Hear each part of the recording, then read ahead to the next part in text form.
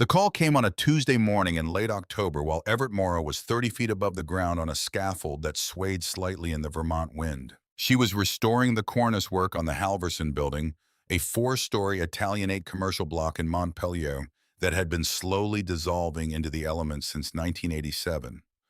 Most people walked past it without a second glance. Everett saw the bones beneath the rot. She always had. It was the one gift she had never been able to explain to anyone who didn't already understand it instinctively, this ability to look at something broken and see with complete clarity what it had once been and what it could be again. Her phone buzzed in the chest pocket of her canvas work jacket. She ignored it. She was running a thin bead of lime mortar along a crumbling dental block, and the temperature was dropping fast enough that the mix would stiffen before she could properly seat the replacement stone if she lost focus now. The phone buzzed again, then a third time. She finished the bead, pressed the stone into place, held it with the flat of her gloved hand for a slow count of 30, and then carefully descended the scaffold to the sidewalk below. The missed calls were from a number she didn't recognize, area code 212. Manhattan. She stood on the brick sidewalk with the cold wind pushing dried leaves past her boots and listened to the voicemail. The voice belonged to a woman who introduced herself as Harriet Voss, senior estate attorney at a firm called Caldwell Voss and Associates. She spoke with the measured, unhurried cadence of someone accustomed to delivering news that changed lives, not always for the better. She informed her that Aldous Whitmore had passed away 4 days ago at the age of 91. She informed her that she was named in the will.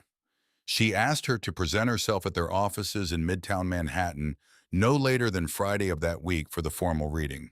Everett stood on that sidewalk for a long moment after the message ended, the phone held loosely at her side, the cold air filling her lungs. A city bus rolled past and shook the scaffolding above her with its draft. Aldous Whitmore was dead. She had not spoken to her great-uncle in 6 years. The last conversation had not been a conversation at all.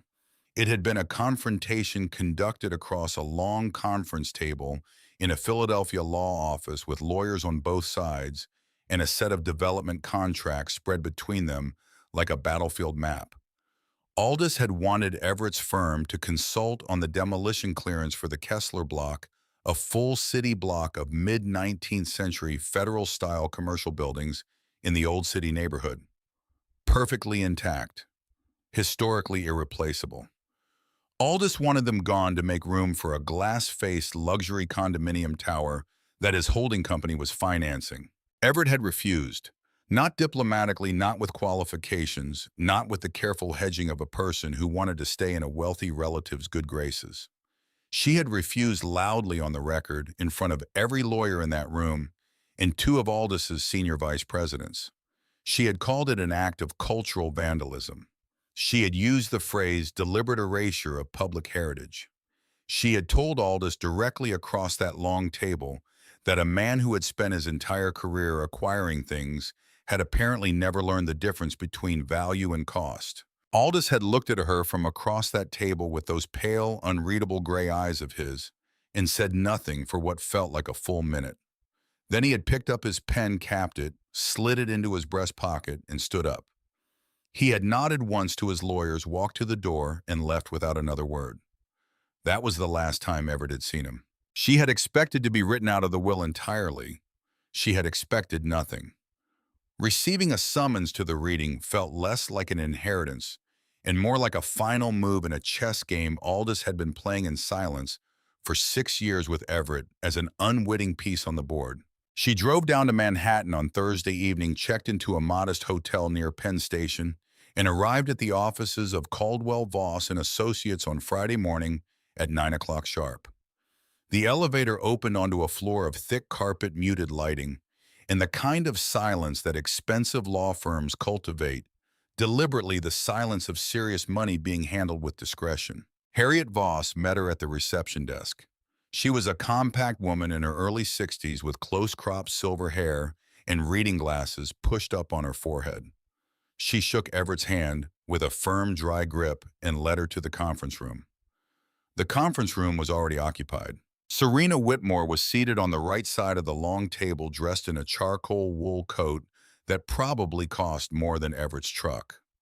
She was 43, Aldis's niece by his brother's line, and she had the quality of someone who had spent so long performing wealth that it had become indistinguishable from personality.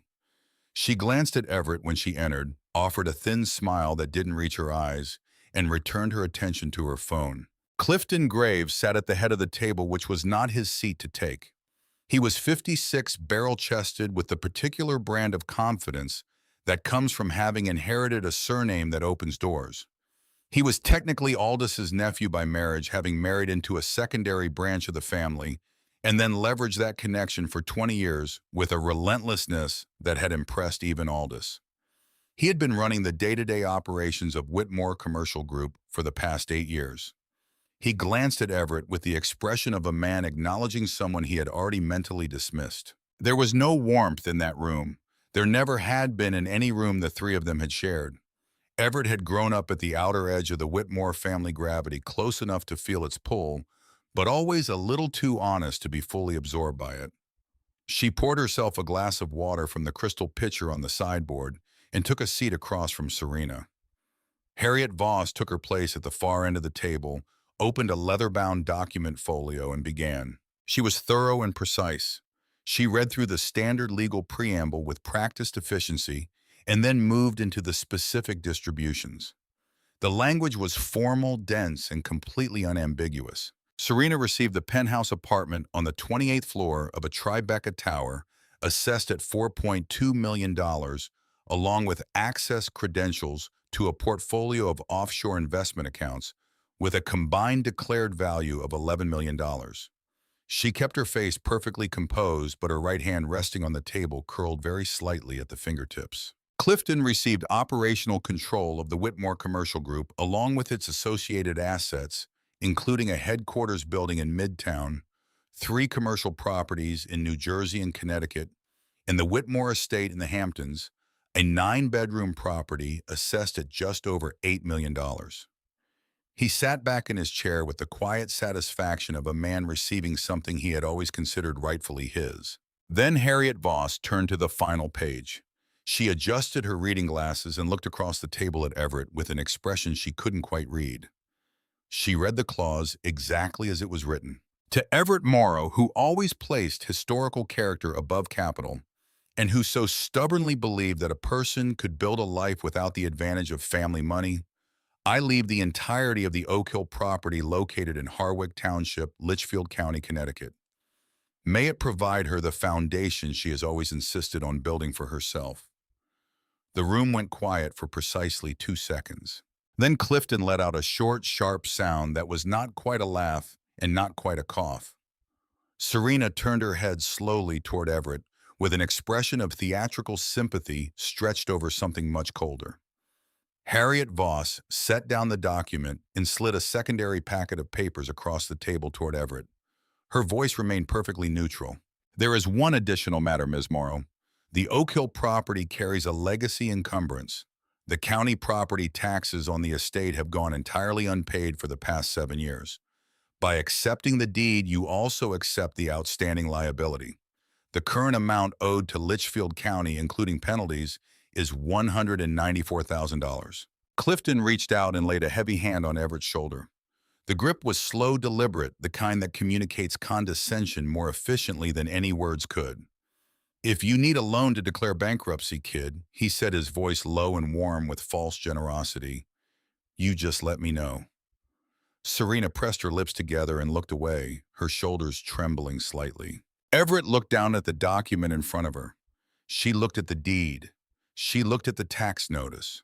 She picked up the pen that Harriet Voss had placed beside the papers, and she signed her name at the bottom of the acceptance ledger. Then she reached to the center of the table where a ring of heavy brass keys had been placed, and she closed her fingers around them and picked them up.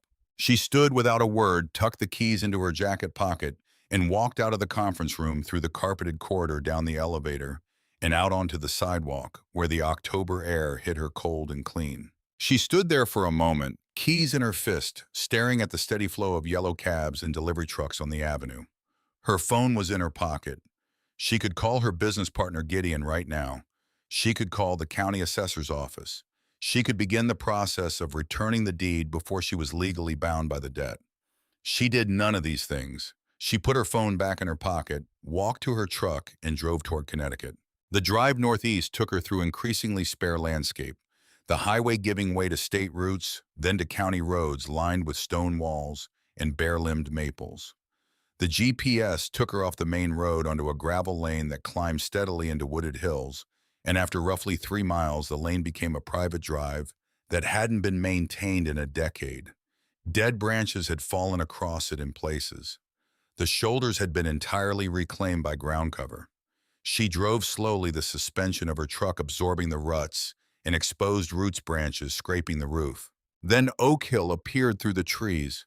She stopped the truck and sat looking at it through the windshield for a long moment. It was a Victorian mansion of the Eastlake style, built sometime in the late 1880s, based on the detailing she could identify even from a distance. It had been enormous once, that was still evident. The bones were grand, a full 3-story main block with a projecting central bay wraparound veranda, steeply pitched roof with decorative barge board along every gable. 2 flanking wings, a carriage house visible at the rear. What it was now was a ruin, not the dramatic, picturesque kind of ruin that photographers sought out, the mundane, exhausted kind.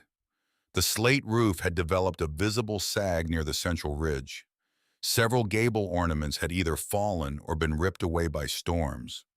The veranda had warped so severely along its length that sections of it had simply collapsed inward, leaving gaps in the floorboards like missing teeth. The east wing was almost entirely consumed by Virginia creeper that had broken through the windows and appeared to have colonized the interior. Everywhere she looked, the paint, whatever color it had once been, had peeled back to bare gray wood. She got out of the truck and stood in the cold October air looking at it. She had seen worse.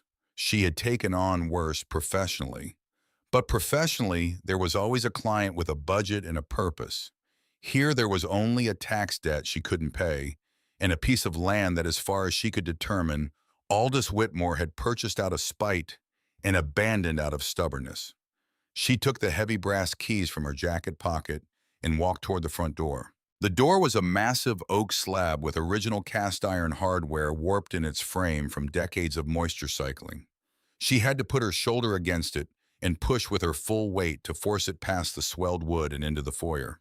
The interior hit her with the particular smell of a house that had been closed and forgotten damp plaster, animal droppings, the faint sweetness of wood rot, cold stone air that hadn't circulated in years. The entry foyer was generous in scale with a sweeping staircase rising to the second floor. The original newel post was still intact, carved from solid walnut.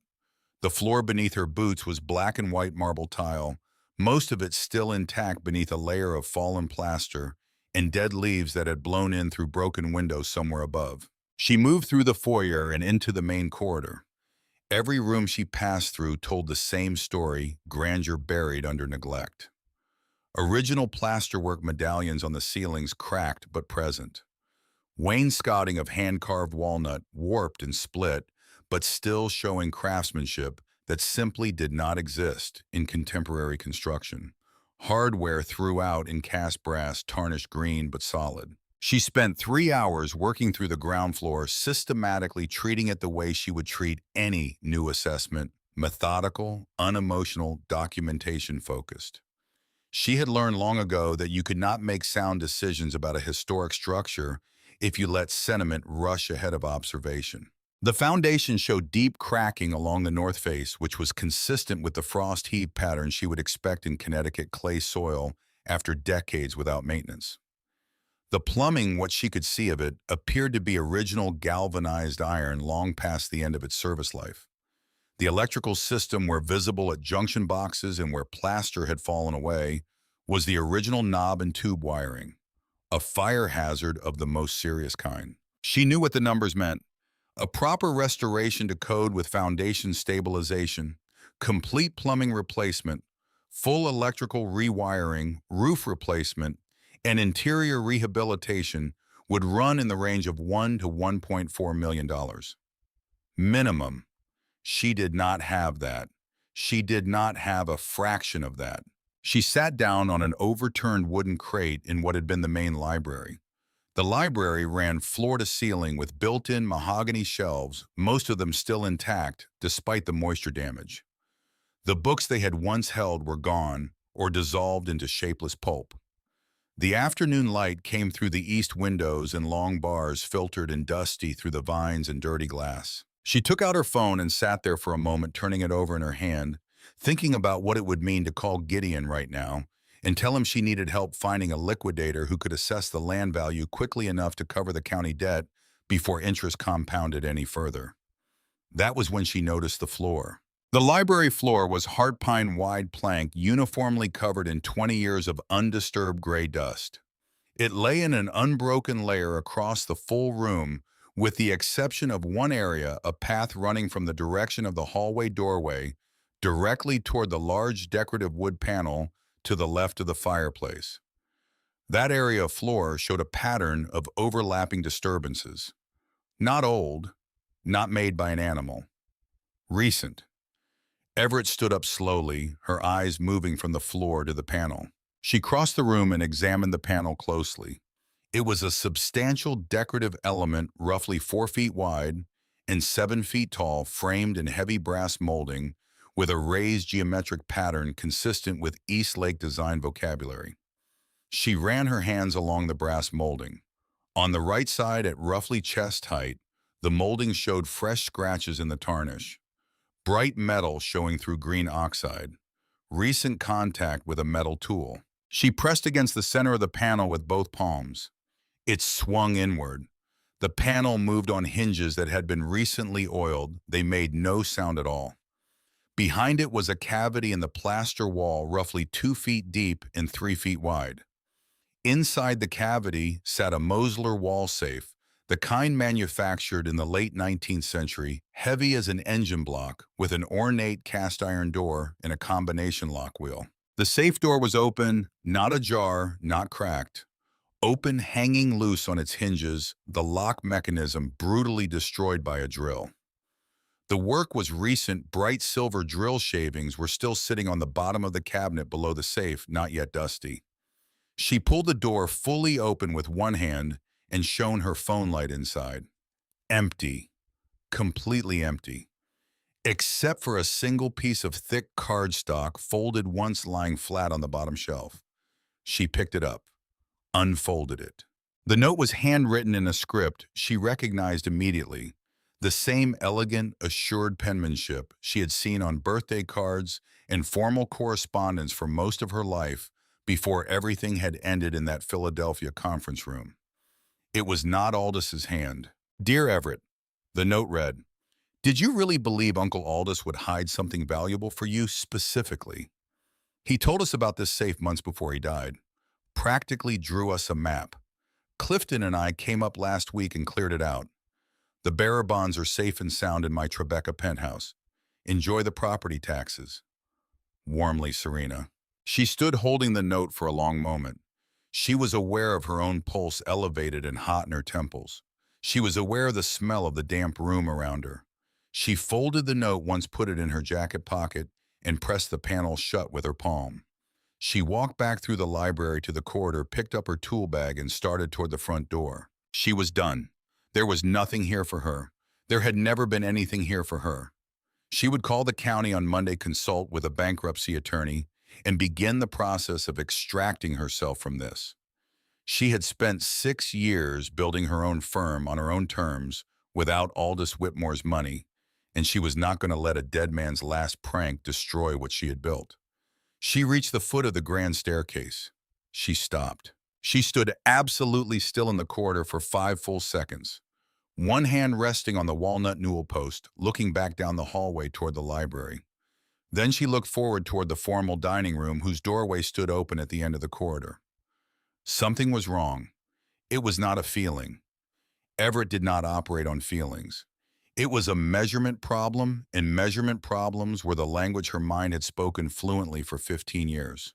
She set down her tool bag. She walked back to the library threshold and stood at the edge of the room, looking at the east wall, the wall it shared with the hallway. She turned and walked across the corridor to the dining room, stood at its threshold, and looked at the west wall, also shared with the hallway. She pulled the laser measure from her tool belt. In the library, she pressed her back against the far west wall and fired the laser at the east wall, the one shared with the corridor. 24 feet 3 inches. She crossed to the dining room and pressed her back against the far east wall, the exterior wall, and fired the laser at the west wall. 22 feet 1 inch. She stood in the hallway. She paced its width with careful steps, approximately 6 feet 2 inches. She did the arithmetic in her head, then did it again. 24 feet 3 inches plus 22 feet 1 inch plus 6 feet 2 inches. 52 feet 6 inches. She had walked the exterior of the house on her arrival assessment. She had paced the front facade. She went back through her notes, running her finger down the measurements she had recorded on the intake sheet clipped to her workboard. The front facade was 65 feet 4 inches. There were 12 feet 10 inches of this building that did not appear on the interior. Not a measurement error, not a quirk of Victorian floor planning, an impossibility. 12 feet 10 inches running the full depth of the ground floor right through the structural center of the house between the library and the dining room. 12 feet 10 inches of deliberate, intentional hidden space. Everett stood in the hallway for a long moment, completely still, her laser measure in one hand and her workboard in the other, while her mind reoriented itself entirely around this new fact. Serena and Clifton had found the safe in the library wall. They had drilled through it, cleaned it out, left a gloating note, and driven back to Manhattan with what they believed was Aldous Whitmore's hidden treasure. They had been meticulous and ruthless and completely certain of themselves. They had also been wrong, because Serena was a Manhattan socialite who understood money the way she understood clothing as a signal of status. And Clifton was a corporate operator who had spent 30 years sitting in glass-walled boardrooms, delegating the physical and the structural and the real to people he employed and never actually listened to. Neither of them had spent 15 years learning how buildings breathed. Neither of them could have stood in that hallway and known that 12 feet of house was simply missing from the world. Everett set her workboard down on the bottom step of the staircase, walked to the rear of the hallway, the long section that ran under the grand staircase, and stopped at the back wall. It was covered in floral wallpaper of the cheap peel and stick variety, completely at odds with the quality of the original woodwork throughout the rest of the house.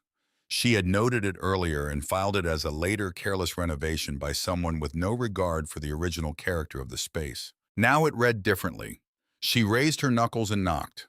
A properly plastered wood lath wall produces a particular hollow resonance. Everybody who works with old buildings knows that sound. What her knuckles met instead was dense, dead, completely non-resonant. The sound of something solid and heavy and modern covered in a layer of cheap paper to pass a casual inspection. She pulled the crowbar from her tool belt and set the flat blade behind the wooden base molding at the floor line. She threw her weight backward. The molding cracked away from the baseboard with a shriek of old nails, and the wallpaper tore back with it, and underneath was a surface that had no business being in an 1880s Victorian house in rural Connecticut. It was a slab of reinforced steel plating, modern powder-coated in a warm gray that matched the plaster color of the surrounding walls precisely. It ran the full 8-foot height of the hallway wall and extended at least 6 feet in either direction before disappearing behind the wainscoting of the adjacent sections.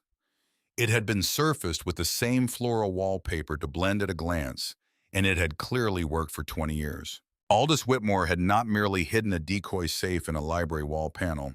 He had retrofitted the structural core of this entire building.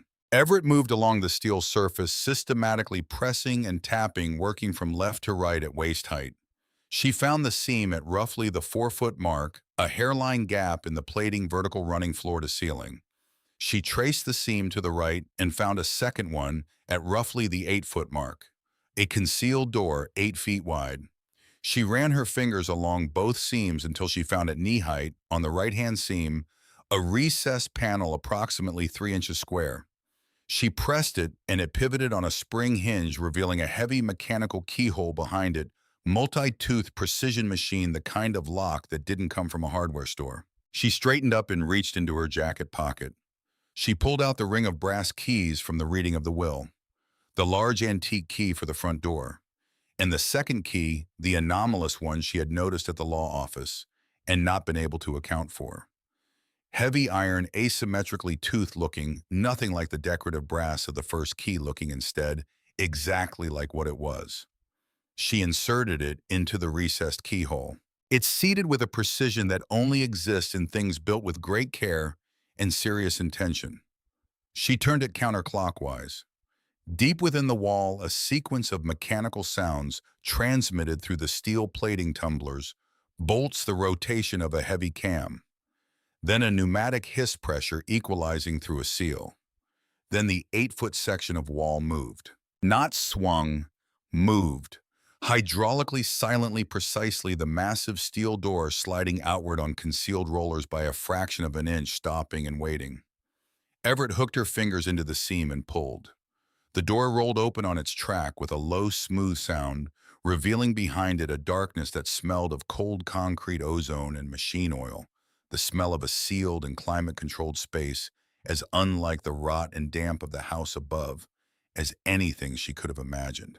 And a set of concrete stairs leading straight down into the bedrock of the Connecticut hillside. She went back to her truck and retrieved her high-powered work light. She returned to the hidden doorway, clicked the light on, and aimed it down the stairwell. Concrete walls, concrete stairs, industrial rubber treads on each step. Clean, dry, no cobwebs, no moisture staining. The bottom of the stairwell was not visible from the top. She stood at the threshold for a moment, the work light in one hand and the iron key in the other, looking down into the clean darkness below. Serena and Clifton had found a hidden safe in a library wall and believed with the absolute certainty of people who had never been required to look closely at anything that they had found the secret. They had taken what they thought was the prize and driven back to their glittering lives in Manhattan, leaving behind a note so full of satisfaction that she could practically hear the champagne being opened. They had drilled through the lock of a decoy. She wedged her crowbar into the hinge track of the steel door to hold it open. She tightened her grip on the work light. She started down the stairs. The stairs went down 20 feet before they ended. Everett counted each step as she descended her work light, sweeping the concrete walls on either side, her free hand trailing along the cool steel handrail that had been bolted into the right-hand wall with the same precision she had found in everything else down here. 20 steps, each one solid and level and perfectly formed. At the bottom, her boot came down on a rubberized floor mat, and she stopped. A motion sensor clicked somewhere in the darkness ahead of her. Then the lights came on. Not all at once. In sequence from the point directly above her and spreading outward in both directions, industrial LED panels mounted flush into a drop ceiling of polished steel, snapping on in a slow rolling wave that expanded the visible space incrementally, each new panel revealing more of what lay ahead until the full room was illuminated, and Everett stood at the bottom of those stairs with her work light hanging loose at her side and simply stopped breathing for a moment. The bunker was not a room. It was a cathedral. It extended far beyond anything the 13 missing feet of ground floor had suggested. Aldous had not merely used the dead space between the library and the dining room. He had excavated the entire footprint of the Victorian mansion above and then driven the excavation deep into the bedrock of the Connecticut hillside, extending well beyond the physical envelope of the house.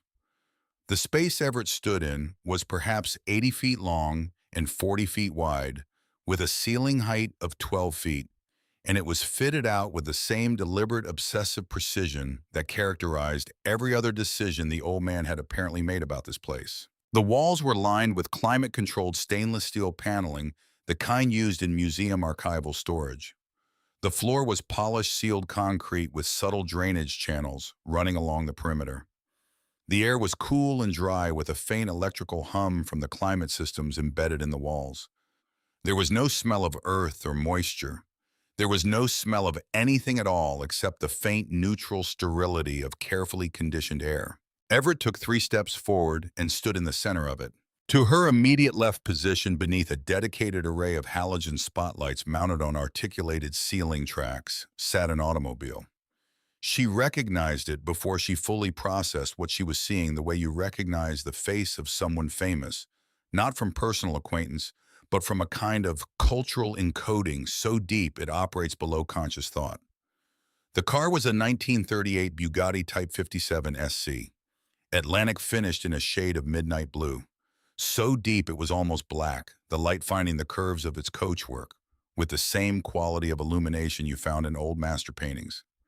The center spine riveted seam ran the full length of the body.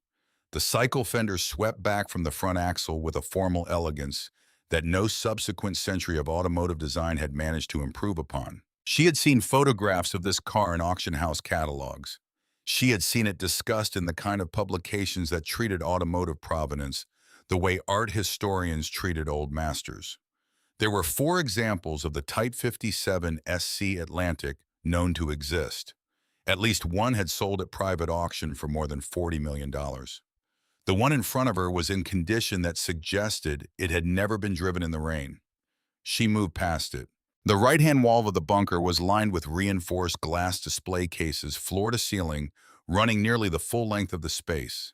Each case was independently climate-controlled, with its own humidity indicator mounted in the upper right corner, each one glowing a steady green. The contents were lit from below and above, with the same quality of halogen lighting that illuminated the car. She walked along the cases slowly, her work light now completely unnecessary, and hanging at her side, her eyes moving from one to the next. The first case held a book, a single volume roughly the size of a large atlas, bound in what appeared to be the original wooden boards of a 15th century binding. The humidity indicator read 47%. A small engraved card at the base of the case read in Aldis's characteristic typeset Gutenberg Bible, circa 1455. Johann Gutenberg, Mainz, one of 49 known surviving copies. She had read about these. They appeared at auction perhaps once a decade. The last one had sold for over $5 million. The second case held stones, raw, uncut diamonds of varying sizes arranged on a field of midnight blue velvet, alongside what appeared to be natural rubies and emeralds of similar quality. No cards in this case. No need for them. The third case held coins, specifically a velvet tray containing a row of gold coins that she recognized from a professional appraisal course she had taken early in her career. The 1933 Double Eagle, the American gold coin that the United States government had ordered melted down before it ever officially entered circulation, making surviving examples some of the most legally contested and financially significant numismatic objects in the world. She counted the coins on the tray. There were more than 20. Each one was worth at minimum several million dollars at the right auction. She moved further down the wall. The fourth case contained something wrapped in archival tissue on a tilted display stand. Through the tissue, partially visible, she could see the edge of a canvas stretched on wooden strainers. A small handwritten card at the base identified it as a landscape oil on oak panel Dutch, circa 1660s, provenance withheld. She was not a painting specialist. She did not need to be. The quality of what was visible through the archival tissue was sufficient. She kept moving. Against the far wall, hung directly on the climate-controlled steel paneling, at a height that required looking slightly up, were 4 paintings. Not in cases, but mounted and lit with the care of a private gallery that expected no visitors. The first was a large canvas of dense, swirling layered oil paint, abstract, but controlled, the kind of controlled chaos that required decades of mastery to produce with any sincerity. She walked closer. In the lower right corner, partially obscured by a layer of varnish, was a signature she had seen reproduced in enough museum catalog photographs to recognize it without question. The second painting was smaller, more intimate, a domestic interior with the quality of light that Northern European 17th century masters had pursued their entire careers. She stood in front of it for a long time. She had been in enough museums to know what she was looking at. She turned away from the paintings and looked at the full room. Aldous Whitmore had not accumulated a fortune. He had transformed one. He had taken the proceeds of 40 years of ruthless corporate acquisition and converted them into objects, physical, tangible, irreplaceable objects that existed outside the financial system, outside the reach of the IRS, outside the claims of creditors and partners, and the various agencies of government that had been watching his corporate activities with increasing attention in his final years. He had hidden history. He had buried it in the Connecticut bedrock and sealed it behind 12 inches of reinforced steel, and then he had put a cheap decoy safe in a library wall panel and told his greediest relatives exactly where to find it. In the absolute center of the bunker, positioned with the same deliberate geometry as everything else in the room, stood a writing desk. Not a modern piece. An antique mahogany partner's desk of the Victorian period, consistent with the era of the house above the leather surface, worn to a deep burgundy patina that could only be achieved by decades of actual use. A brass banker's lamp sat on the right side of the surface, its green glass shade casting a warm pool of light that had apparently been burning continuously, maintained by the same power system that ran the climate controls and the LED panels. In the center of the leather surface, positioned with the precision of a man who had thought carefully about exactly where it should be found, sat a thick cream envelope, sealed with red wax, her name written across the front in the unmistakable hand of Aldous Whitmore, that spidery, compressed, utterly legible script that she had seen on formal correspondence since childhood. Everett set her work light down on the desk surface. She picked up the envelope. She broke the wax seal with her thumb, unfolded the heavy parchment inside, and began to read. The letter was 3 pages long, single-spaced, written in the same hand as the address on the envelope, but with slightly more irregularity in the letter forms. The hand of a very old man who was ill but still in complete command of his faculties, refusing to let the body's limitations affect the precision of his thinking. Everett, the letter began. If you are standing in this room reading this, it means 2 things. First, it means you actually came to Oak Hill yourself rather than sending a lawyer to assess the liability. Second, and more importantly, it means you saw what was missing. I have been waiting 6 years to find out whether you would. I always believed you would. I was not entirely certain until now. She read the first page standing at the desk. Then she sat down in the leather chair because her legs had decided the news was weighty enough to require it. The second page was the explanation. Aldous had begun acquiring the contents of the bunker in the late 1970s, during a period when the market for certain categories of art, rare manuscripts, and numismatic coins was less sophisticated than it later became, when it was possible for a man with capital and patience and discretion to acquire significant pieces through private channels without attracting the attention that the same acquisitions would generate today. He had continued for 30 years directing a small portion of his corporate earnings into what his accountants recorded as consulting fees in what was in fact a systematic program of converting cash into untraceable physical assets. The assets in the bunker were owned through a structure of anonymous trusts established in 3 different jurisdictions, each one legitimate, each one properly documented, each one now assigned in its entirety to the bearer of the iron key, meaning Everett. The transfer was already complete. It had been executed by a separate attorney in a separate jurisdiction at the moment Harriet Voss read the will in her Midtown conference room. The third page was about the bearer bonds. Aldous wrote with a quality of satisfaction that Everett could hear in the voice behind the words, even reading them off paper in a concrete vault 60 miles from where the old man had lived and died. Serena and Clifton, the letter explained, had been receiving carefully managed information for approximately 14 months before Aldous's death. Small pieces dropped through intermediaries through casual remarks made in the presence of people known to report back to one or both of them. The existence of a hidden safe in the library wall panel, the suggestion that it contained bearer bonds of significant value, the strong implication that these bonds represented Aldous's true hidden wealth kept off the books and out of the probate estate. Aldous had even arranged for a trusted acquaintance to mention within Clifton's hearing that the bonds were apparently the last remaining equity of a company called Whitmore Continental Holdings. What Aldous had not told them, what he had no intention of ever telling them, was the full picture of Whitmore Continental Holdings. The company existed. It was real, properly incorporated with all the necessary legal infrastructure of a functioning corporate entity. It also had no assets whatsoever.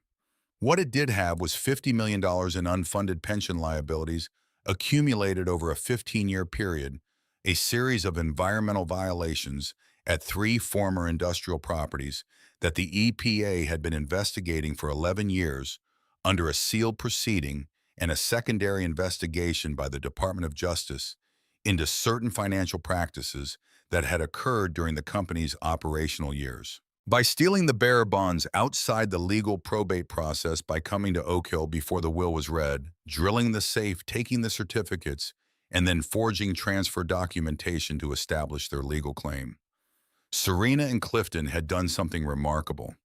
They had voluntarily, enthusiastically, and with full premeditation assumed personal ownership of every liability attached to Whitmore Continental Holdings without the protection of any corporate shield, because they had acquired the ownership through criminal means that no corporate structure could legitimize after the fact. The moment those serial numbers appeared in any financial system, the moment either of them attempted to liquidate, transfer, or even simply log the certificates into a portfolio, every flag that had been patiently waiting would deploy simultaneously. Aldous had not left Serena and Clifton an inheritance. He had gift-wrapped them a financial guillotine and left their own greed to pull the cord. The letter continued. Aldous wrote, "You were the only one who ever walked away from my money. Every other person in that room in Philadelphia sat quietly and let it happen because the alternative was losing access to what I represented. You stood up and named what it was. I called you an idealistic fool. What I meant, what I could not say in that room in front of lawyers and vice presidents, was that I recognized in you the thing I spent my entire career trying to purchase and never could. The ability to look at something and understand what it actually is rather than what it is worth. These are not the same assessment. I confused them for a very long time." Everett set the third page down on the desk and sat for a long moment in the silence of the bunker, the banker's lamp casting its green-tinted warmth across the leather surface, the climate systems humming their quiet institutional hum. She thought about the conference room in Philadelphia 6 years ago. She thought about Aldous rising from the table without a word and leaving. She had always read that departure as dismissal, as the withdrawal of a powerful man who had been openly defied and was removing his patronage with the finality of a door closing. She had read it as the last communication between them. She understood now that it had not been dismissal. It had been recognition. Aldous had looked across that table at the one person in the room willing to stand up in front of lawyers and vice presidents and call what was happening by its actual name, and he had understood something that he apparently spent the next 6 years thinking about very carefully. She turned the envelope over in her hands and shook it gently. Something small and stiff slid out onto the desk's surface. A photograph, black and white, printed on the matte paper stock of a camera that used actual film. In the photograph, a young man of perhaps 28 or 30 stood on the veranda of a large Victorian house, squinting slightly into the sun, dressed in the trim-cut clothing of the early 1960s, one hand resting on one of the veranda columns with the easy proprietorial comfort of someone who belonged to a place. The house behind him was Oak Hill. The veranda was intact. The roof was perfect. The paint was white and clean and new. The whole house had the luminous, confident quality of a thing at the height of its powers. On the back of the photograph, in the same hand as the letter, but younger and more fluid, written in blue ink that had faded to the color of a winter sky, "The right one will know how to see." Everett held the photograph in both hands and looked at the young man on the veranda for a long time. She set it carefully on the desk beside the letter. She stood up. She looked around the room, the car, the cases, the paintings, the sealed and humming precision of this underground monument that a difficult old man had spent 30 years building in secret, waiting for a single specific person to find it. She looked up at the clean steel ceiling. She thought about the $194,000 tax bill sitting in her jacket pocket upstairs, the number that had seemed like a death sentence 4 hours ago. She reached for her phone and did the arithmetic on the calculator app. She looked at the row of double eagles on the velvet tray in the third display case. One coin at conservative current market value would more than cover the county debt, with room left over to begin the structural assessment on the foundation. She put her phone away. She took the photograph, folded the letter carefully back into the envelope, and tucked both of them into the inside pocket of her jacket. She picked up her work light. Then she climbed back up the 20 concrete stairs to the house above, secured the steel door behind her with the iron key, and stood in the hallway beneath the grand staircase in the failing October light. She spent that night in her truck parked in a turnout on a county road 2 miles from Oak Hill, not sleeping very much, thinking through the sequence of steps with the same systematic attention she brought to restoration planning. You could not approach a structure of this complexity without a proper sequence. You could not begin on the roof while the foundation was still moving. Everything had an order. Her first call in the morning was to a private security firm based in Hartford that she had worked with on a previous project, a small firm run by a former state police detective named Caldwell, who understood discretion the way Everett understood load-bearing walls. She explained the situation with appropriate vagueness and arranged for a two-person overnight rotation to monitor the Oak Hill perimeter beginning that evening. Her second call was to a numismatic specialist in New Haven, whose name appeared in several appraisal reports she had reviewed over the years on projects involving estate contents.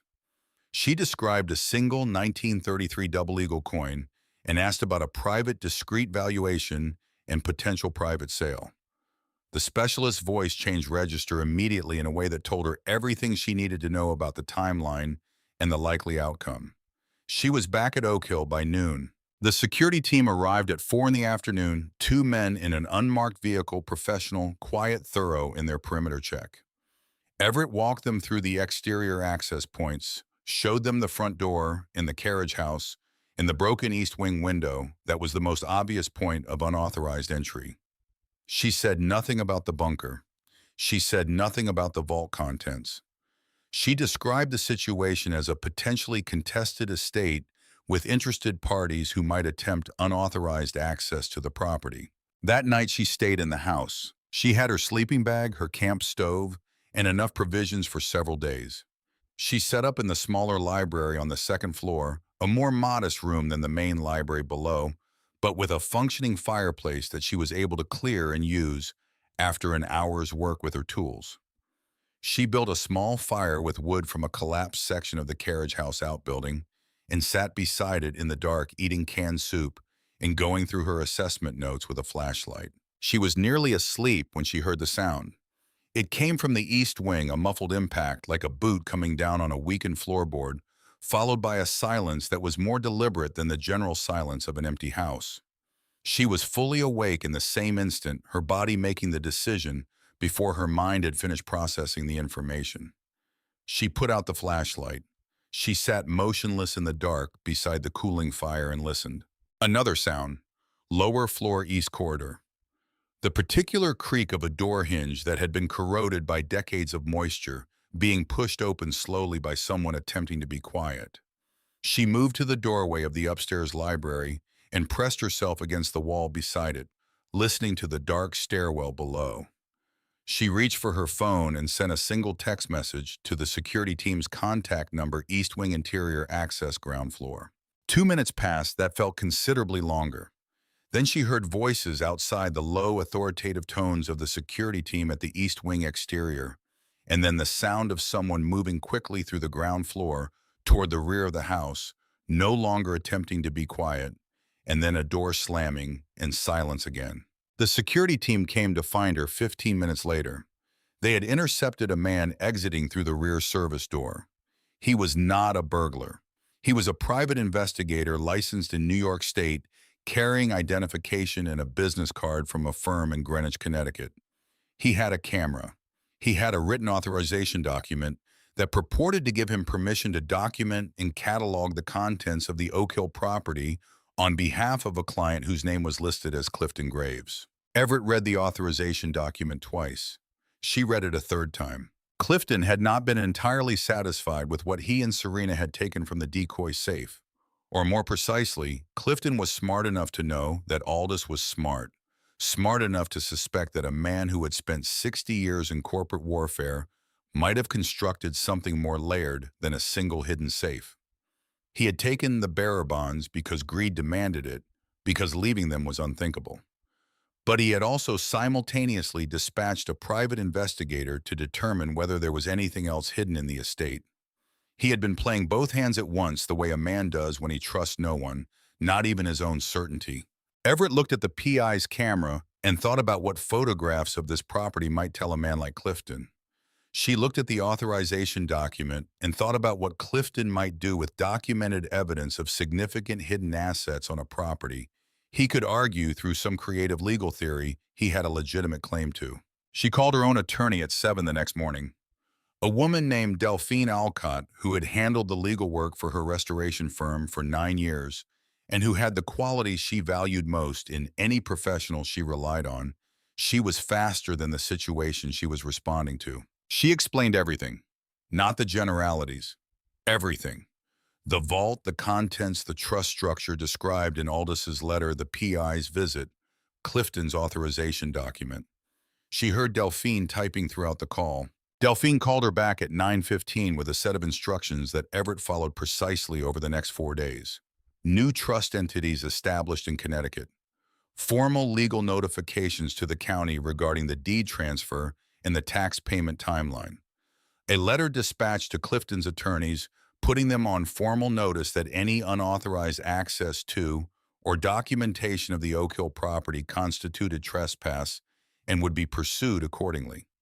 A second letter to the estate of Aldous Whitmore, noting the formal transfer of the Bear Trust assets to the Iron Key holder, establishing a clean legal record of the transaction that predated anything Clifton might subsequently attempt to construct. By the end of that week, the legal perimeter around the vault was as solid as the steel door that protected it. Then Everett drove to New Haven. The numismatic specialist's name was Barnabas Fitch, and he operated out of a narrow townhouse on a quiet street near the Yale campus, his business conducted entirely by appointment and referral, his name appearing in no public directory. He was 70 years old, wore a magnifying loupe on a cord around his neck as a matter of habit, and examined the 1933 double eagle that Everett placed on his velvet examination tray with the focused silence of a man who understood that some objects demanded a quality of attention that talking would only diminish. After 4 minutes of examination, during which he used 3 different lights and a reference volume that appeared to weigh approximately the same as a grown Labrador, he set his loupe down and looked at Everett across the examination table. He said a number. Everett kept her expression neutral. The number was not a surprise exactly. She had done her own research, but hearing it spoken aloud in a quiet room by a man whose professional credibility was built on understatement rather than inflation made it real in a way that private research had not. The wire transfer arrived in the newly established corporate trust account 48 hours later. She paid the $194,000 outstanding balance in full.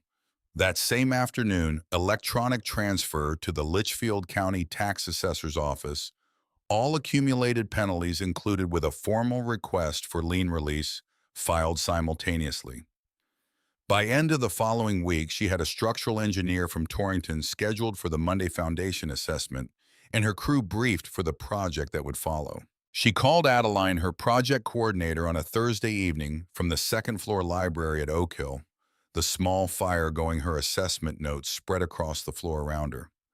Adeline said, "How long?" Everett looked out through the cracked east window at the October sky over the Connecticut hills, cold and clear, and the particular shade of blue that only existed at this latitude in this season. 6 months minimum, she said, maybe 8. Adeline said she would have the crew ready by Monday. What followed was the kind of work that Everett Morrow had been built for, in some fundamental way that she had never fully been able to articulate to anyone who asked why she did what she did. The work of uncovering what a building had been, understanding what it needed, and returning it to a state that honored both the original intention and the present moment. Not preservation for its own sake. She had never believed in buildings as museum pieces, untouchable and inert. Restoration, the recovery of function and dignity and presence. They stripped the Victorian down to its structure in progressive stages, working from the roof down. The sagging slate was carefully removed piece by piece, the salvageable pieces numbered and stacked for reuse. The damaged sections replaced with matching Vermont slate, sourced from the same geological formation as the originals. The central ridge beam was replaced with old-growth white oak hand-hewn to match the profile of the original. The carpenters worked with the slow, meticulous attention that the material demanded and that Everett enforced without apology. The foundation work took 6 weeks in a level of excavation that temporarily turned the north face of the house into an archaeological site. The structural engineer found what Everett had expected: differential settlement in the northeast corner, serious cracking along the north foundation wall, compromised drainage that had been allowing frost to work its way under the footings for decades. They repaired it all properly without shortcuts. The plumbing was replaced in its entirety. The electrical system was rewired from the panel forward, all new wiring run through conduit to code, the original knob and tube removed and disposed of properly. Inside, the mahogany paneling throughout the main floor was painstakingly cleaned, stabilized, and where necessary, carefully patched with period-match material that Everett sourced from a salvage specialist in Rhode Island. The plasterwork ceilings were repaired by her master plasterer, a meticulous man named Orson, who treated damaged decorative plaster with the focused seriousness of a surgeon. The wide plank heart pine floors were cleaned and refinished by hand, the original character of the wood preserved rather than sanded away. The secret entrance beneath the staircase was sealed back into the wall with the same precision that Aldous had originally installed it, the steel door returning to invisibility behind rebuilt wainscoting that matched the original exactly. Everett was the only person who knew it was there, and she intended to keep it that way. Through the autumn and into the winter, and through the winter into spring, Oak Hill came back. And in Manhattan, the clock on the financial guillotine continued its quiet countdown. She read the first report in the Wall Street Journal on a Thursday morning in late February, sitting at a work table she had set up in the restored ground floor library with a cup of coffee and her laptop. The headline was straightforward in the manner of financial journalism that has found something genuinely significant to report. It named Whitmore Continental Holdings. It named the EPA investigation and the Department of Justice inquiry, which had apparently been unsealed as part of the legal process. It named the holders of the bearer bonds identified through the serial number registration that had triggered the flags when Serena had attempted to route the certificates through a Swiss holding account the previous month. It named Serena Whitmore and Clifton Graves. She read the article twice.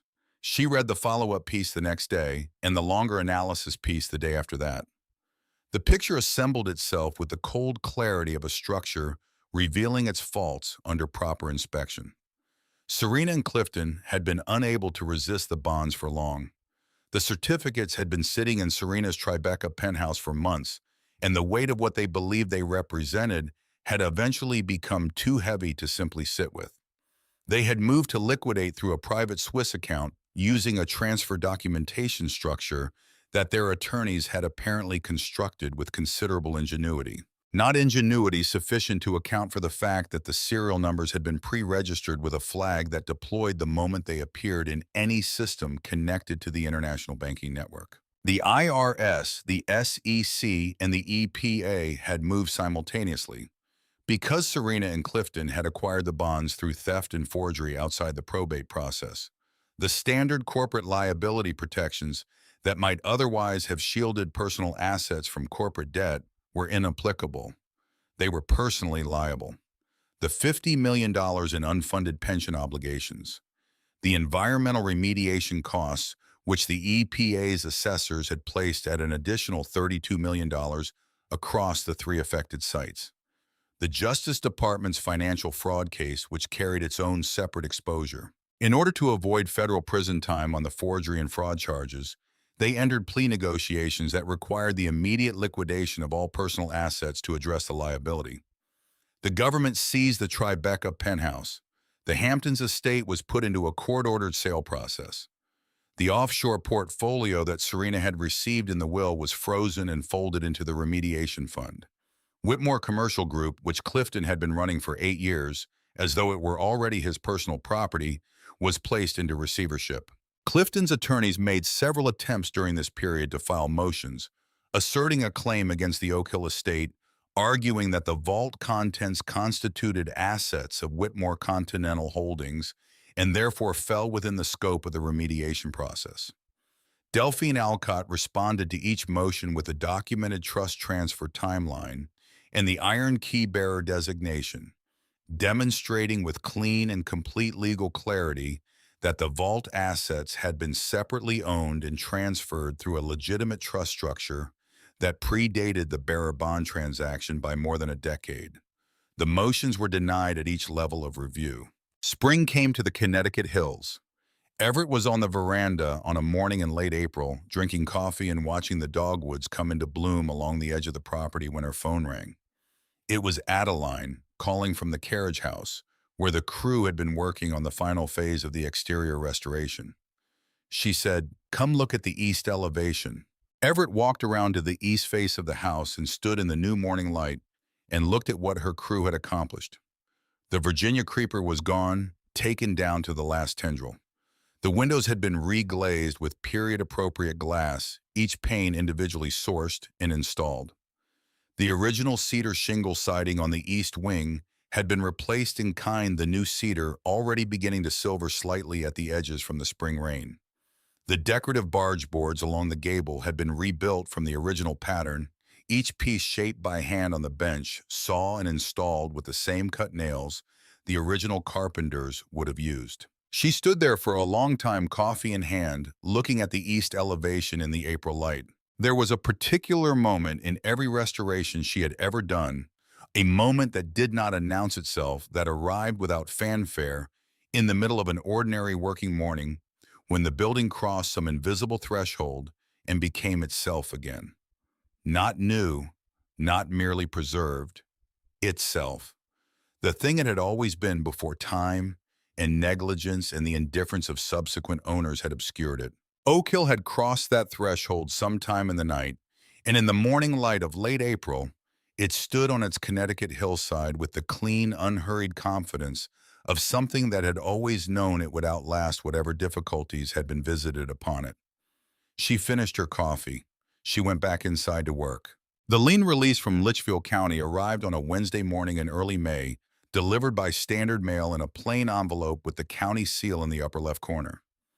Everett opened it at the kitchen table, a new table solid cherry built by one of her carpenters from lumber, salvaged from a fallen tree on the property, and read it once, folded it in thirds, and placed it in the fireproof document box she kept in the restored library. The $194,000 that had seemed like a death sentence 8 months ago was now a line item in a completed project file. The deed to Oak Hill was clean, free, and entirely hers. She poured a second cup of coffee and stood at the kitchen window, looking out at the rear grounds, where her crew was finishing the last section of the dry stone perimeter wall, rebuilding it from the collapsed sections outward using the original fieldstone that had been pushed into the adjacent brush line by decades of frost and root pressure. The wall had originally run the full perimeter of the formal garden, roughly 400 linear feet. They had rebuilt 360 of it. The last 40 feet would be done by the end of the week. The house behind her was quiet in the way that properly restored houses were quiet. Not the silence of emptiness and neglect, but the settled structural quiet of a building whose bones had been returned to alignment.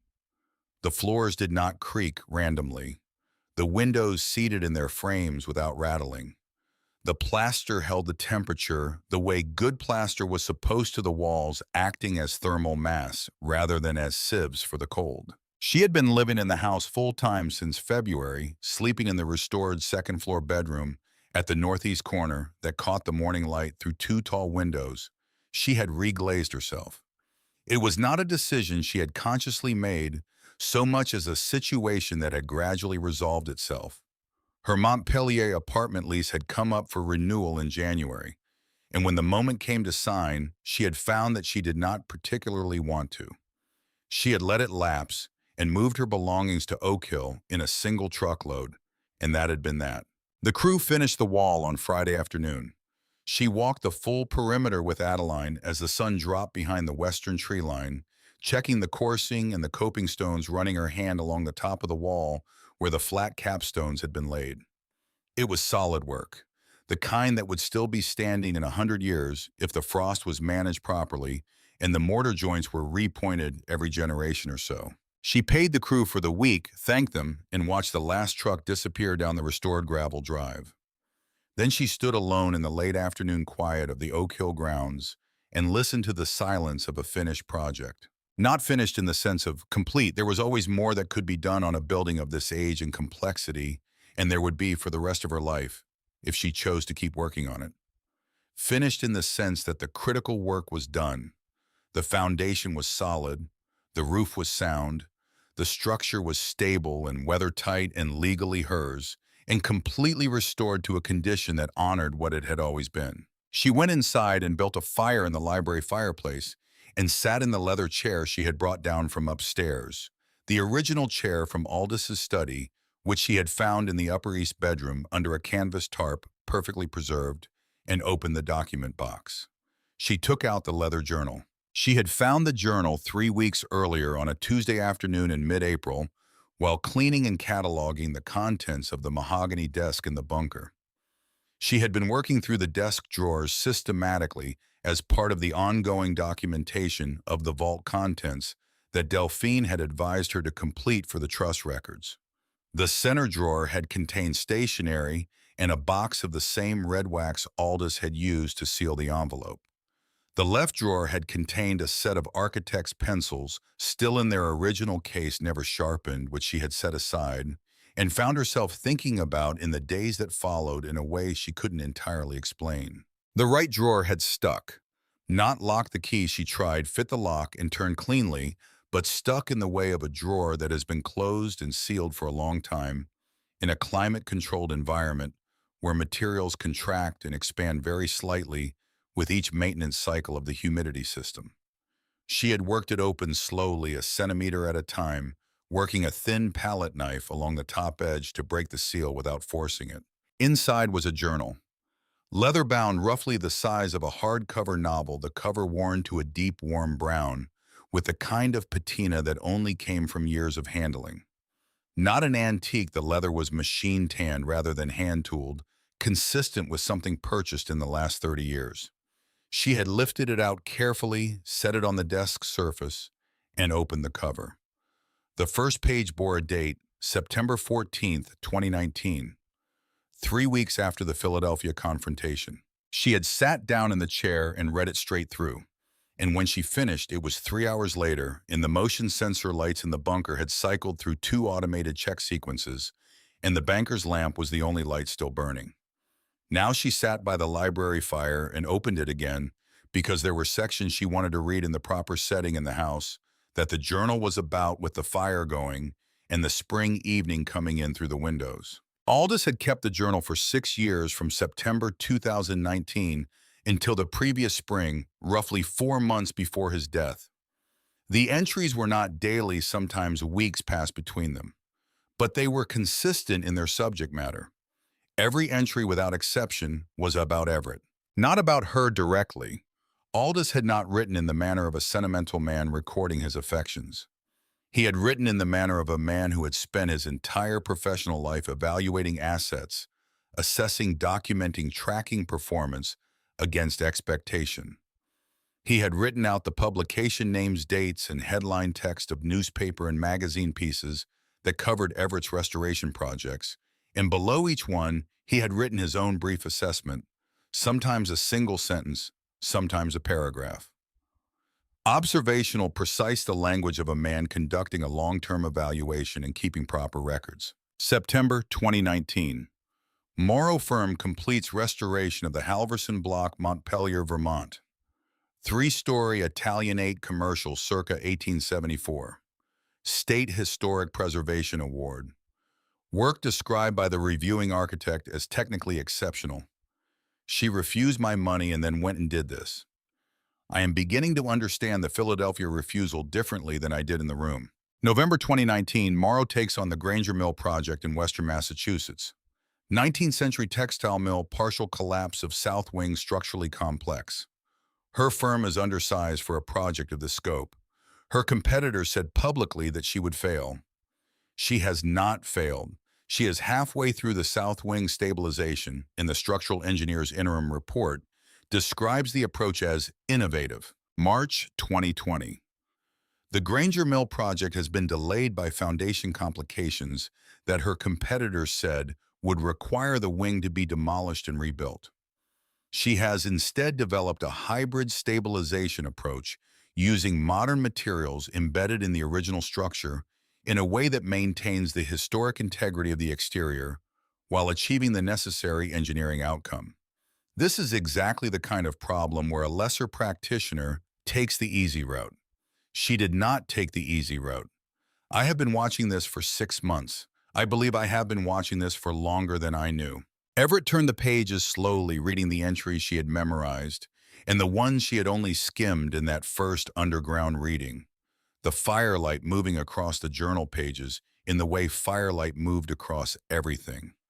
Finding the texture, making visible the depth that flat light could not reach. The entries continued through 2020 and 2021 and 2022, tracking her projects with the same meticulous attention. The Rhode Island Mill Complex. The Philadelphia row house block, not the one Aldous had wanted demolished, a different one 4 blocks south, which Everett had taken on at her own initiative and completed without any institutional support.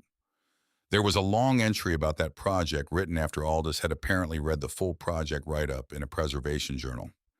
The entry ended. She went back to Philadelphia anyway and did it right. I have been thinking about that for a week.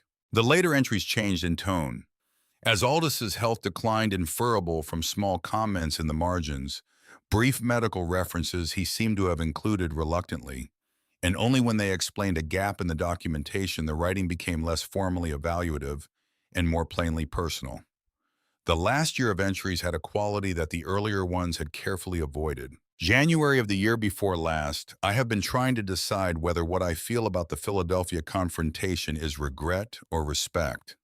I have concluded it is both. I called her an idealistic fool across that table.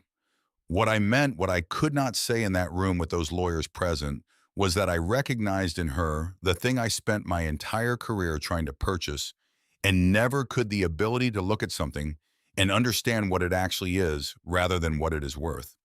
These are not the same assessment. I confused them for 60 years. April the following spring, one of the last entries, the Oak Hill plan is in place. Harriet has the documents. The trust transfers are complete. I have left her everything I actually valued, which is to say, everything I accumulated after I finally understood the difference between accumulation and value. She will either see the 13 feet or she won't. If she doesn't, the vault goes to the Historical Preservation Foundation I established for exactly this contingency, and that is fine. That is a fine outcome. But I believe she will see it. I have spent 6 years watching her see things that other people walk past, and I believe she will see this. I hope I am right. I think I am right. I am old enough to know the difference between hope and judgment, and this is judgment. Everett closed the journal and set it on her knee and looked at the fire for a long time. She thought about the young man in the black and white photograph, standing on the Oak Hill veranda in the early 1960s with his hand on the column and the new paint white behind him. She thought about what it cost to become the man who had written those final entries, what 60 years of the particular kind of hard living that Aldous Whitmore had done would cost a person, what it would hollow out, and what unexpected things it might leave intact. She opened the journal to the last entry written in a hand that was visibly more effortful than the early ones. The letters formed with the deliberate care of someone working against physical difficulty to maintain the standard they had always set for themselves. It said only, pay the tax bill, fix the roof, build something that lasts. I am sorry it took me this long. She sat with that for a while. Then she put the journal back in the document box, closed the box, and went to bed. The morning they came was a Saturday in early June, clear and warm, the kind of morning that arrived in Connecticut in early summer, with a quality of light that made everything look as though it had been recently and lovingly attended to. Everett was on the front veranda with her coffee, watching a pair of red-tailed hawks working the thermals above the western tree line when she heard a car on the gravel drive. She turned to look. A mid-sized sedan, the rental company sticker visible in the lower corner of the windshield, moving slowly up the newly graded and graveled drive. It came to a stop at the foot of the front steps, and the engine went quiet. The driver's door opened, and Clifton Graves stepped out. He looked different. The barrel-chested confidence had not disappeared entirely. It was structural part of how he was built, but the quality of it had changed in the way of a bearing wall that has been compromised at its base. The form was still there, but the certainty that had always animated it was gone. He was wearing a sport coat she had never seen before off the rack rather than the bespoke tailoring Clifton had worn to every formal occasion she could recall. He looked at the house for a long moment before he looked at her. The passenger door opened and Serena stepped out. She was thinner than Everett remembered, and her hair was different, simpler, shorter, without the careful maintenance that the previous version of herself had required.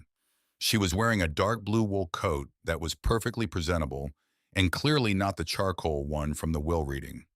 She looked at the house with an expression that Everett found difficult to read from the veranda, something that was neither contempt nor satisfaction, but which might have been a kind of unwilling recognition, the involuntary acknowledgement of a person encountering for the first time in a long while something that was exactly what it appeared to be. Everett set her coffee mug on the veranda railing and waited. Clifton came to the foot of the porch steps and stopped. He looked up at her. The steps were not high three risers, the original bluestone treads refinished and relaid on new mortar, but he stopped at the bottom of them as though they were considerably more significant than their physical dimension suggested. Everett, Clifton said. She said nothing. She waited. Clifton cleared his throat. We came to talk. Serena had come to stand beside Clifton at the foot of the steps. She was looking at the veranda, the restored columns, the refinished decking, the porch furniture Everett had built from white oak over the winter months. Then she looked up with the red-rimmed eyes of someone who had been sleeping badly for a long time. You knew, didn't you? She said. Her voice was steady, but the steadiness had cost something. You knew the bonds were a trap. Everett looked at her for a moment. Then she said, I didn't know anything about the bonds until I read your note in the empty safe. I had no idea the safe existed before that. Then you set us up some other way, Clifton said, and there was the ghost of the old aggression in it, the residue of a man who had spent 30 years treating every room he entered as a negotiation he intended to win. You had to have known something. Aldous set you up, Everett said. Her voice was even without heat. He built the trap 14 months before he died and spent that time making sure you both knew exactly where to find the bait. I didn't do anything except show up and look at the walls. Clifton was quiet for a moment. Then he said, We are ruined, Everett. They took everything. The penthouse, the Hamptons property, the commercial group. His voice did not break, but it worked against something in the final words. Everything Aldous built, 30 years of it, it's gone, in receivership or seized or sold to cover the liability. Serena said nothing. She was looking at the veranda floor. Clifton said, You have this house. Whatever else Aldous left here, whatever you found, you clearly have enough to have done all of this. He gestured at the restored facade, the grounds, the rebuilt wall along the drive. You have enough. And Aldous was your family too. Whatever happened between you and him, he was your family, and that means we are your family, and we have nothing left. Everett stood on the veranda and looked down at the two of them for a long moment. She thought about the conference room in Harriet Voss's office, the way the room had erupted when the tax debt was announced, the specific quality of pleasure in Clifton's voice when he had leaned across the table with his heavy hand on her shoulder and offered his loan. She thought about Serena's note in the empty safe, the enjoy the property taxes written with the careful penmanship of someone who had taken her time composing it. She thought about the journal in the document box in the library behind her, and the 6 years of careful entries, and the last line written in a failing hand. She reached down and picked up her coffee mug from the veranda railing. She took a slow sip. She looked at Clifton standing at the foot of the steps in his off-the-rack jacket, and she thought about what it meant to look at something and see what it actually was, rather than what you wished it to be. What she saw at the foot of her porch steps were two people who had made a long series of deliberate choices, each one informed by a clear and consistent set of values. The conviction that money was the only real measure of anything, that the people who didn't have it were lesser, that the accumulation of it justified whatever methods were required. They had made those choices freely, with full information for their entire adult lives. They had made the last crucial choice with particular enthusiasm in the middle of the night with a drill in someone else's house. Aldous had not ruined them. They had ruined themselves with the same efficiency and determination they had brought to every other project they had ever undertaken. She looked at Clifton. "If you need a loan to declare bankruptcy," she said, her voice quiet and entirely without theatrical emphasis, "you just let me know." She held his gaze for one steady moment. Then she turned, walked to the heavy restored oak front door, placed her hand on the original cast iron lever handle that she had cleaned and rehung herself, and went inside. The door closed behind her with the solid, well-fitted sound of a door that has been properly restored to its original function. Not a slam, not a dramatic punctuation mark, but the simple mechanical certainty of a thing that works exactly as it was built to work, settling into its frame with a quiet and final click. She stood in the foyer for a moment, her hand still on the interior handle, listening. She heard the rental car engine start. She heard the tires on the gravel as it moved back down the drive, the sound diminishing steadily until there was nothing left of it. Then nothing but the house around her, and the spring morning coming in through the tall foyer windows, and the complete, untroubled quiet of a place that had returned to itself. She went through to the library. The morning light was coming in through the east windows at a low angle, moving across the restored mahogany shelving in long, warm bars, finding the grain of the wood and the patina of the brass hardware and the leather spine of the journal in the document box on the center shelf. She had repopulated the shelves over the winter months with books from her own collection and from several estate sales she had attended. Architecture, history, natural science. The kind of library that a person who read seriously would actually use, rather than the kind that existed purely to communicate something about its owner. She crossed to the desk, a simpler piece than Aldous' mahogany desk downstairs, one she had built herself from salvaged chestnut over the course of several winter evenings, and sat down. She opened the document box and took out two things, the journal and the photograph. She set the photograph on the desk where she could see it. The young man on the veranda, one hand on the column, squinting into the Connecticut sun in the early 1960s. The house behind him, bright and new and entirely itself. She opened the journal to the back cover where a small envelope had been tucked into the inside pocket. She had found it on her second reading of the journal, missed entirely on the first. Inside the envelope was a card blank, except for two lines in the same late-period hand as the final journal entry. The first line was an address, the name and address of the Historical Preservation Foundation Aldous had mentioned in the April journal entry, the contingency beneficiary established for the case where the vault had gone unclaimed. The second line said, "They could use someone who knows how to see. If you're interested. No obligation." She set the card on the desk beside the photograph. She looked at both of them for a while in the morning light.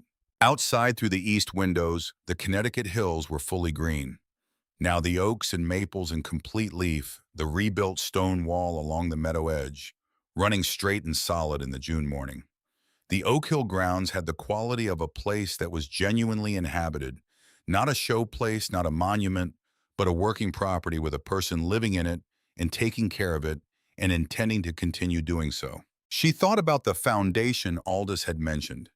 She thought about what it would mean to take the resources in the vault, which she had barely touched, which would outlast any reasonable version of her own financial needs by several orders of magnitude, and direct some portion of them toward the kind of preservation work that depended on exactly the combination of skills and judgment and resources that she and Aldous had apparently both spent their lives accumulating through very different methods and arriving at from very different directions. She thought about the Kessler block in Philadelphia.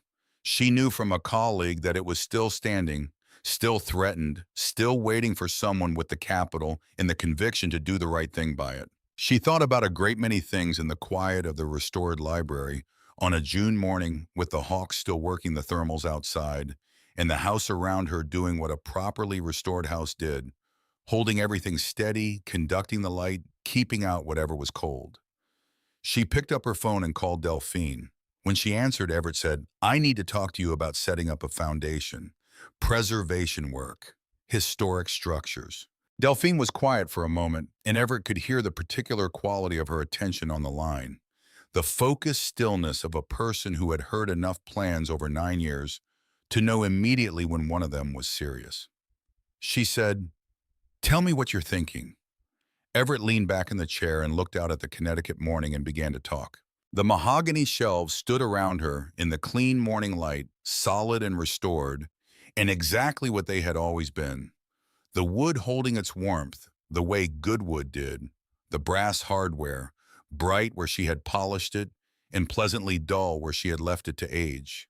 Naturally, the whole room carrying the quality of a place that had been understood and attended to by someone who knew the difference between what a thing cost and what it was worth. On the center shelf, the journal sat where she had placed it. Below it in the document box, the lien release in the trust documents, in the letters, and the photograph of a young man in the Connecticut sun, all of it clean and organized and properly kept, the way you kept things that mattered. She had paid the tax bill. She had fixed the roof. She had built something that lasted. Outside, the morning light moved across the meadow in the slow, unhurried way. That light moved over land that had been here a long time and expected to be here a long time still. An oak hill stood on its hillside in the early summer of its restoration, quiet and solid and entirely itself, the way it had always been, beneath everything that time and neglect and other people's indifference had layered over it, waiting for the one person willing to look at the walls and see what was missing.